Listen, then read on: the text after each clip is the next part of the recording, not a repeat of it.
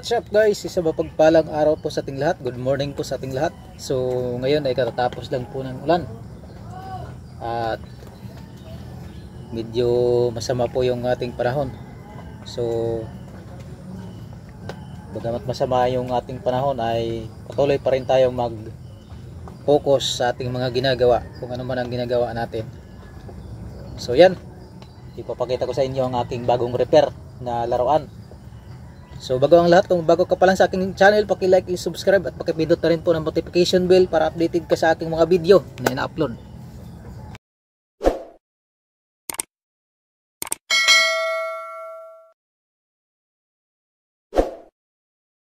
Yun guys. So ipapakita ko sa inyo ang aking bagong repair na laruan. So ito ay yung dating gawa natin. Yan, yung ating ball pop na gawa. So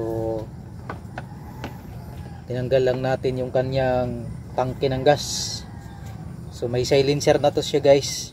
Yung silencer niya ay 15 layers na silencer yung ating ginawa nito. So binago po natin ang kanyang ano nito, yung kanyang yung dito sa may kasahan. So ginawa natin na itong bolt action, kasi yung dating kasahan nito guys, ang issue nito is masikip yung kanyang kasahan, yung kanyang kasahan na slide, yung kanyang kasahan na slide. Kaya binago natin, ipinalit natin dun sa ating long tank na rifle, yung aking ipinanghahunting. So okay naman siya guys, kaso nga lang ang problema niya yung kasahan lang, yung dating kasahan lang niya masikip. Inaawa naman ako sa pinsan ko, matigas, sumikip yung kasahan niya.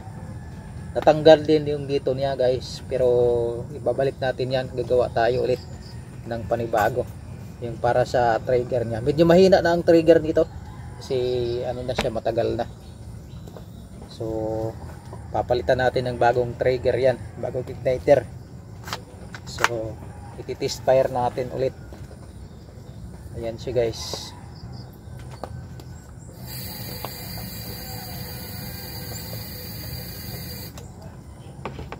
Iti-test fire natin.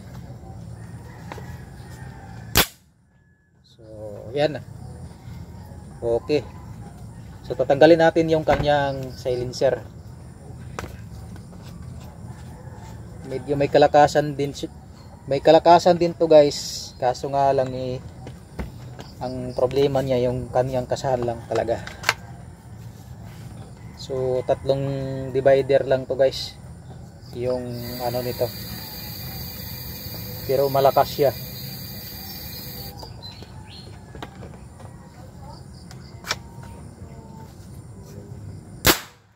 Ayan siya guys, yung putok niya.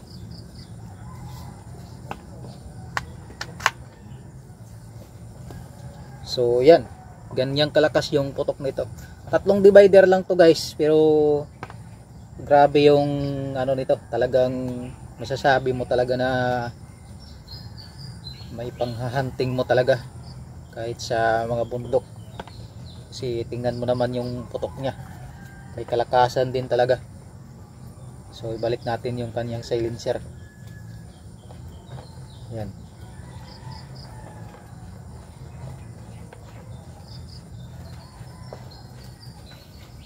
So ang gawin natin ito is lalagyan natin ng railings. So may railings na ako doon guys na ginawa. So ikakabit na lang yon. May butas na yon, tatlong butas para hindi siya gumalaw-galaw. So ito tornilyo natin yan para hindi siya, para matibay talaga. So ito yung paglalagyan ng railings, dito siya ilalagay yung kanyang railings. So yan, napakalambot na yung kasahan niya. Di tulad ng dati guys na napakatigas ng kasahan. Kaya tinanggal natin, binago natin yung kanyang barrel.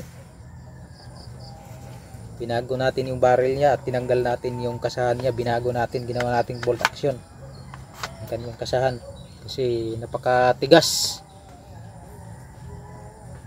Yun po yung issue noon. Kaya naawa naman ako sa pinsan ko. Pinalit natin yung kanya, yung gawa natin na long tank na pinanghunting natin. So ito na lang yung ano natin, personal na service natin, yung bullpup na to. So lalagyan natin to ng, pag mayroon na tayong budget, lalagyan natin ng scope. Bibili tayo ng scope. So yan po, hanggang dito lang po at maraming salamat sa inyong pagsubaybay at panonood sa aking mga video. Sa aking mga subscribers, maraming salamat sa inyong lahat sa walang sawang pagsubaybay sa aking mumunting channel. So yan, sa aking mga silent viewers, sa aking mga bashers, maraming salamat sa inyong lahat. At God bless po sa inyong lahat. Paki-like and subscribe naman po sa aking mumunting channel kung bago ka palang napadpad dito. At pakipindot na rin po ng notification bell para updated ka sa aking mga video na ina-upload. So next time, pagka mayroon tayong bala na in order at meron na tayong magnet, dumating yung ating magnet mamaya, ilalagay natin dito yung magnet. So ang ano nga pala nito guys, yan yung kanyang barrel ay makapal na stainless, yung kanyang barrel. So ito naman yung kanyang ano nito, yung para sa bolt action 8mm. Ayan, 8mm na stainless na aluminum tube yung kanyang bolt action. So yun po yung nilagay natin dyan. So yan. So itong barrel na to stainless na 9mm yung barrel na yan. Yan po, may kalakihan po yung balan yan. So ito yung balan niya guys, binabad natin dito sa grasa kasi may mga kalawang na yung iba nabasa daw kasi sabi ng pinsan ko. So nagpalit kami ng ano, yung sa kanya yung 8mm na long tank.